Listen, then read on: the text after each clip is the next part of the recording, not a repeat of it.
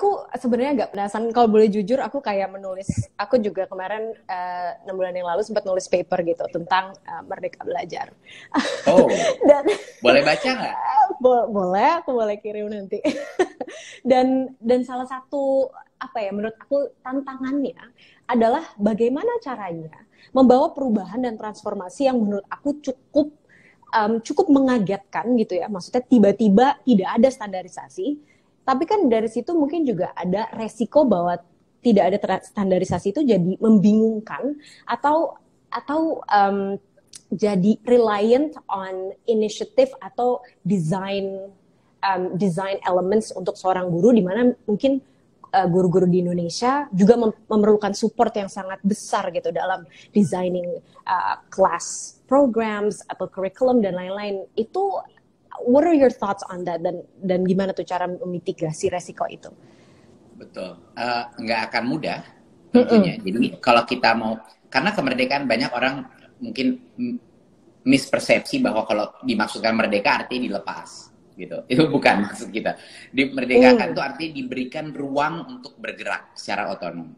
Tetapi harus didukung dengan sumber daya manusia, penganggaran, dan regulasi yang tepat. Jadi harus ada dukungan gitu. Benar. Dan dukungan yang terpenting itu adalah sebenarnya dukungan mentorship atau pelatihan dari guru-guru lain. Makanya kita bikin konsep namanya guru penggerak. Guru penggerak.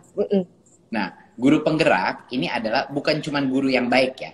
Guru penggerak ini adalah guru yang bawaannya itu adalah untuk mementor guru-guru lain. Jadinya dia guru yang baik, tapi dia punya kemauan dan karakteristik untuk menjadi mentor kepada guru-guru lain. Jadi dia ada leadership quality-nya, guru penggerak. Nah, guru penggerak ini yang akan menjadi masa depan pemimpin unit-unit pendidikan kita. Harapannya itu mereka yang akan menjadi kepala sekolah masa depan kita, pengawas masa depan kita, instruktur masa depan kita. Jadi dari talent pool ini kita akan menciptakan multiplier yang paling besar. Nah, guru penggerak ini yang akan kita di setiap daerah mendampingi para sekolah-sekolah, mendampingi para kepala sekolah dan guru-gurunya untuk menjadi instructional leader gitu. Jadinya si guru penggerak ini akan kita berikan berbagai macam bekal, training, mentoring, online learning, self learning. Nah, ini yang akan menjadi penggerak atau agent of change kita di masing-masing sekolah. Nah, nantinya ada konsep itu kan namanya guru penggerak. Ada konsep juga namanya sekolah penggerak. Di mana sekolah penggerak adalah sekolah yang pertama duluan, yang kepengen secara voluntary mereka tuh kepengen melakukan inovasi duluan dari yang lain. Ujung-ujungnya kita ingin hampir semua dalam waktu 10 tahun kita ingin semuanya sudah jadi sekolah penggerak gitu ya. Tetapi di masa 4-5 tahun ini kita harus fokus dan pragmatis. Kita fokus dulu sebagian yang signifikan, berapa sekolah yang mau melakukan inquiry based learning, yang mau melakukan project based learning, yang mau melakukan 360 feedback system antara gurunya, yang mau melakukan, jadi ini adalah pola-pola sekolah masa depan kan. Jadi kita apply step by step. Jadi saya orangnya pragmatis. Nggak mungkin kita bakal mentransformasi sistem pendidikan sebesar ini dalam waktu 5 tahun.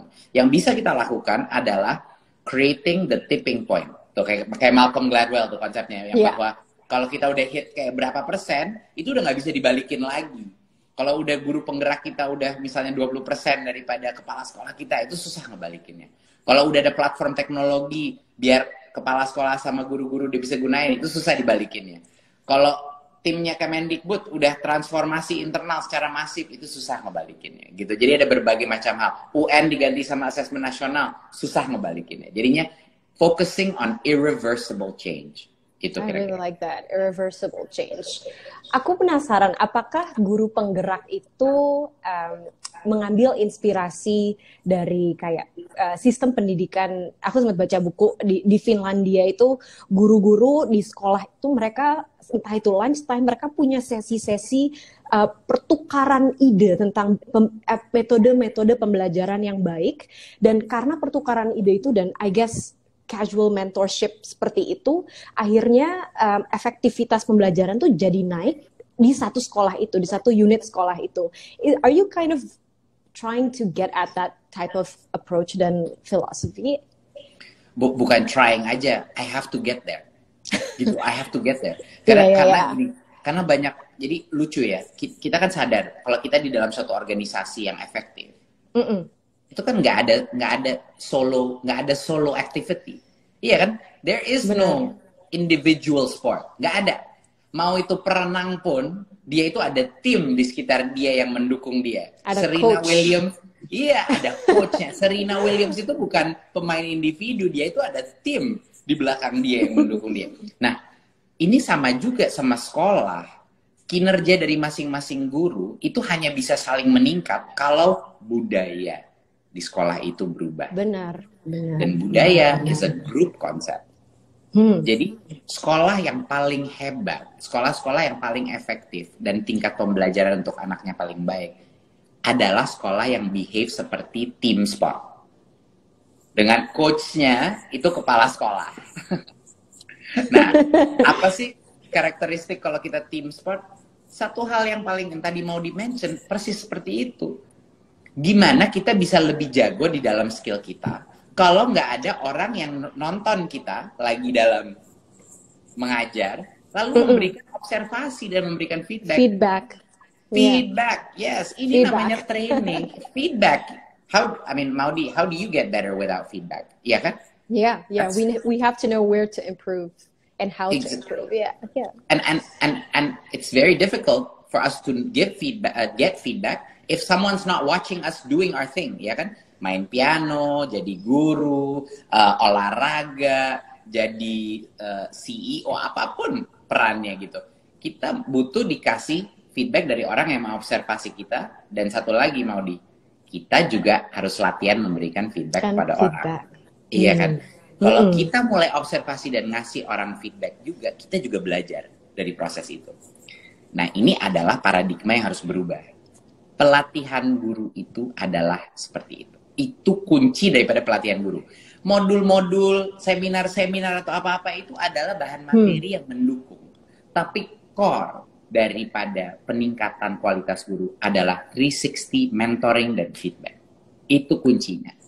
Ya, gitu. Jadi saya senang banget mau dibicara gitu. Tapi kayaknya udah banyak konsep-konsep pendidikan nih belajar di Stanford. Tolong dong ajarin saya apa sih konsep yang paling aha waktu di Stanford itu ngambil bidang pendidikan itu.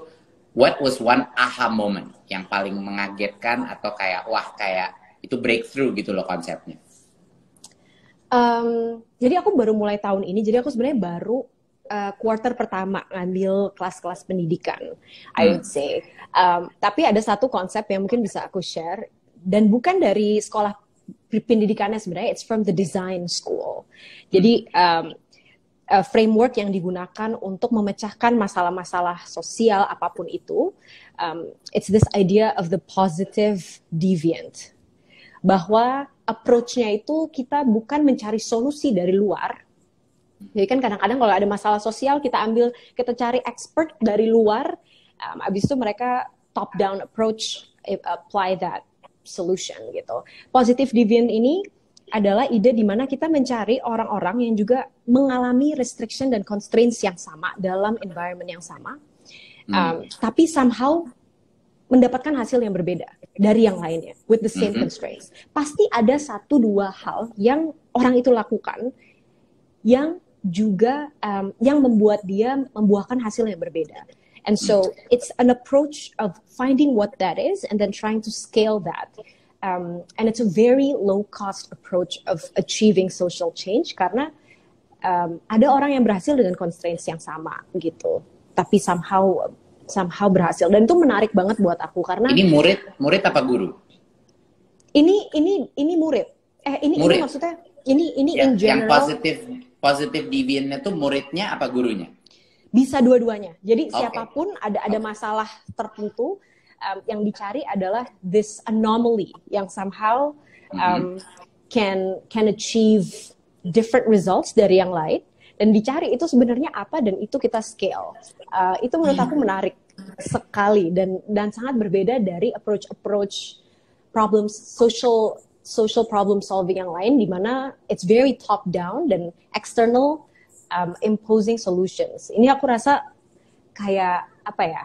Dan ini juga konsepnya mengajak orang-orang di komunitas itu untuk juga memiliki ownership, karena itu bersama-sama mencari cara yang baik. Which is I think kind of something that yang sekarang lagi dilakukan Mas Menteri juga sih.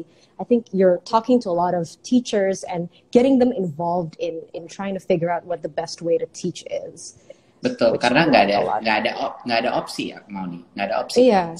Ini banyak orang mengira bahwa pendidikan itu bisa diimprove dari top down, dan itu simply nggak benar. Satu-satunya orang yang bisa meningkatkan kualitas pembelajaran adalah para guru-gurunya dan kepala sekolahnya. Iya. Jadi tugasnya pengawas, pemerintah daerah adalah untuk memberikan resource sebaik mungkin, peningkatan kompetensi sebaik mungkin, dan regulatory framework dan ekosistem sebaik mungkin untuk mereka bisa berkinerja sebaik mungkin untuk pembelajaran muridnya.